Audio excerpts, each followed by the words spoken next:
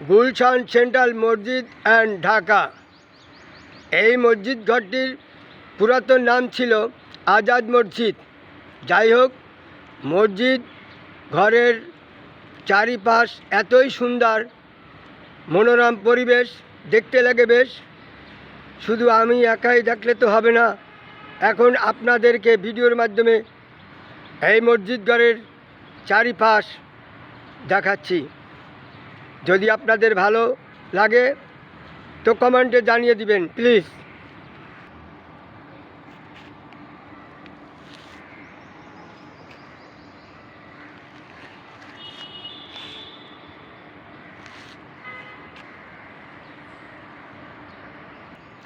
বিশাল এলাকা জুড়ে বিশাল মসজিদ। এখানে ফলের গাছ আছে, আম, জাম, লিচু, কাঁঠাল, বাংলাদেশের সুন্দর সুন্দর ফল এই মসজিদ ঘরের আশেপাশে আছে। এই সুন্দর ঘরটি গুলশান সেন্ট্রাল মসজিদ অ্যান্ড ঢাকা পাঠাগার। মসজিদ ঘরের চারিপাশ এতই সুন্দর যে এখানে একবার আসলে বারবার আসতে মন চাইবে। আজাদ মসজিদের পাশে এই ঘরটি দেখতে পাচ্ছেন, এটা হাফখানা। এখানে কচিকাঁচা ছেলেদেরকে কোরআন শিক্ষা দেওয়া হয়। কোরআন শিক্ষা ট্রেনিং সেন্টার বলা যায়।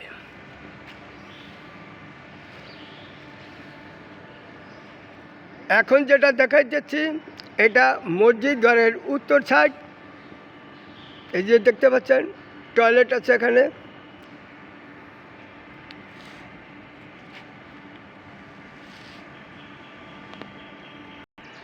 আমি কিন্তু মসজিদ ঘরের বাহির থেকে ভিডিও করতেছি।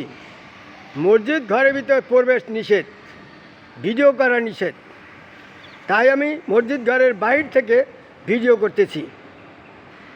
এই যে এখানে দেখতেছেন উজু করার জায়গা, শত শত মানুষ একসাথে এখানে উজু করে। খুবই সুন্দর মনোরম পরিবেশ। ফিল্টার ওয়াটার, এখানে ফিল্টারের পানি আছে, ফিল্টারের পানি সবাই মুসল্লিরা খায়। আমি এখন যাইব মসজিদ ঘরের দক্ষিণ পাশে, সেই পর্যন্ত সাথে থাকুন। মসজিদ ঘরের চারিপাশ খুবই সুন্দর, মনোরম পরিবেশ, দেখতে লাগে বেশ। গুলশান সেন্ট্রাল মসজিদ অ্যান্ড ঈদগাহ ঢাকা। আমি এখন এই মসজিদ ঘরের দক্ষিণ পাশে, দক্ষিণ গেটে। খুবই সুন্দর মনোরম পরিবেশ। আজ এই পর্যন্তই। তো আল্লাহর রহমতে আল্লাহ যদি বাঁচাই রাখে তো আগামী শুক্রবার ভিডিও করার চেষ্টা করব। আশা করছি আপনারা সাথে থাকবেন।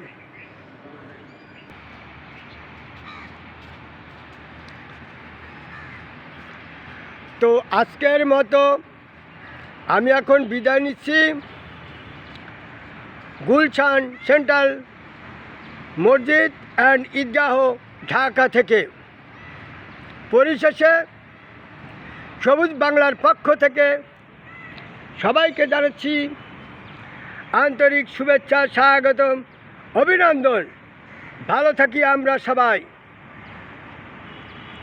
আল্লাহ হাফেজ।